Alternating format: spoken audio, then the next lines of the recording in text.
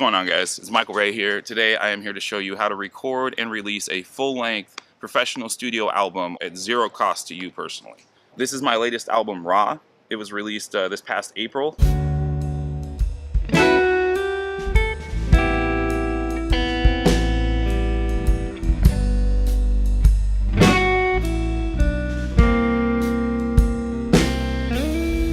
So before I get into like the specifics and the math behind it, I do want to say that I did not do this entirely by myself. I had a lot of help from people. My girlfriend took the cover picture here. All the guys on the album played on it for free. We gig a lot, and so I kind of think that probably has something to do with them saying yes to coming in for a free recording session. But they were willing to play on this for free, and huge thanks to all of them. Like I said, my girlfriend took the picture here. I took the one on the back. I did all the graphic design and stuff myself. My buddy Sean was recording video for the thing, so we got all the songs on videotape as well as recorded in the studio.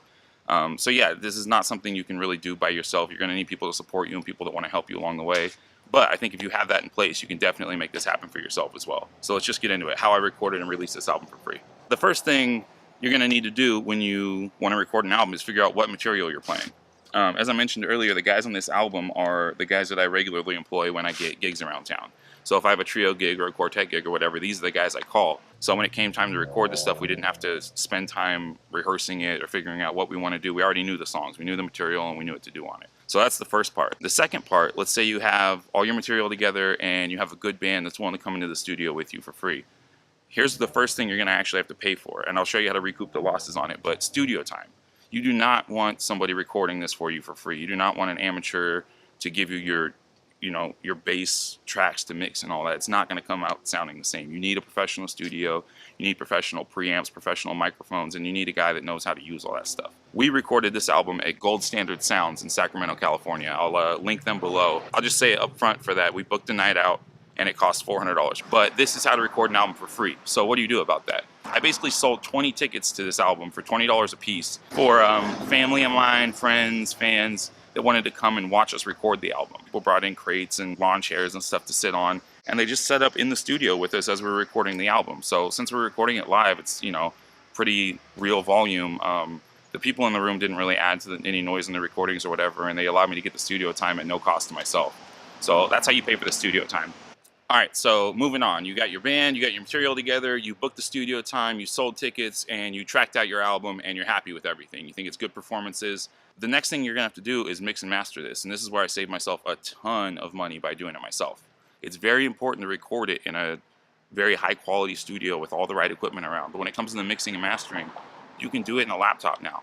It's a skill that anybody can learn today, so if that's something that's important to you, I would definitely suggest like looking into videos and tutorials and things on how you can mix and master your own music. The truth of the matter is, in 2018, you don't need any specific program at all. Whatever you might have, I'm assuming everybody watching this has a computer. If you're watching this video, there's a high chance you have a music program on there. You can mix your album on that. I don't care if it's GarageBand. I don't care if it's Audacity, which is a completely free program. I'll probably link that below too, actually. Audacity is something I've used a ton in the past. I'm just most familiar with FL Studio. It's something I've had and used for like 10 years now. Even though people think of it as like primarily a beat making program, it's what I use to take all these tracks that I believe were recorded in Pro Tools and mix them down the way I wanted them to. I don't know how much it would cost if I sent off 12 different songs to get mixed and mastered. I would guess that's at least $2,000. So if you can learn to do that yourself and do it with good results, like I said, I'll link some of the clips from this album, and it's the actual audio from the album too, so you guys can tell me for yourselves if you think it's good audio or not. But I was really happy with the result I was able to get mixing and mastering this myself.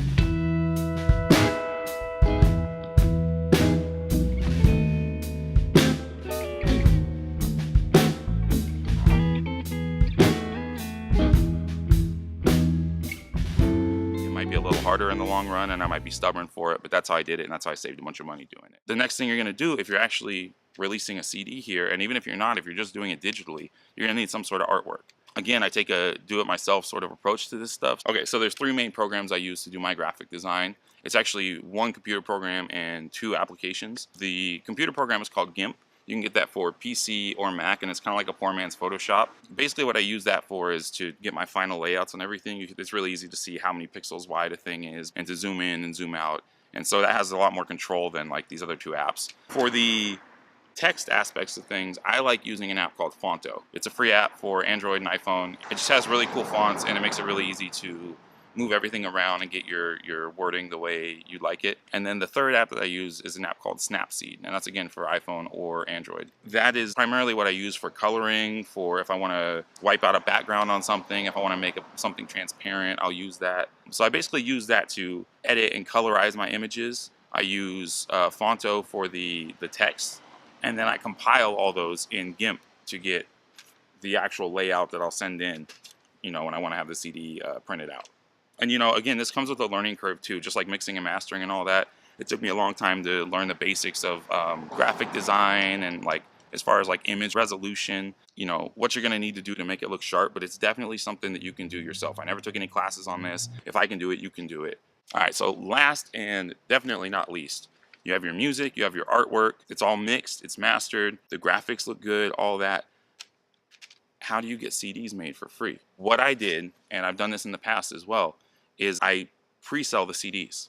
So you can pre-order a copy of the album. Now, I usually do it at some sort of discount versus like what it's going to cost when the actual album comes out. What that does is that allows me to get a gauge of how many people are going to want the CD, but also if the people are buying the CD before it comes out, then I get the money before it comes out. And so I'm able to, if I do that a month and a half, 2 months in advance, a month away from the CD order, I should have enough money to buy my CDs, pay for shipping, and have them arrive before the CD release. I'll give you guys one more tip. The company that I use to print these, and I've used them for 2 albums now. I've released 3, and this is the second album I've used them on, and I've also done reprints of the first album with them as well.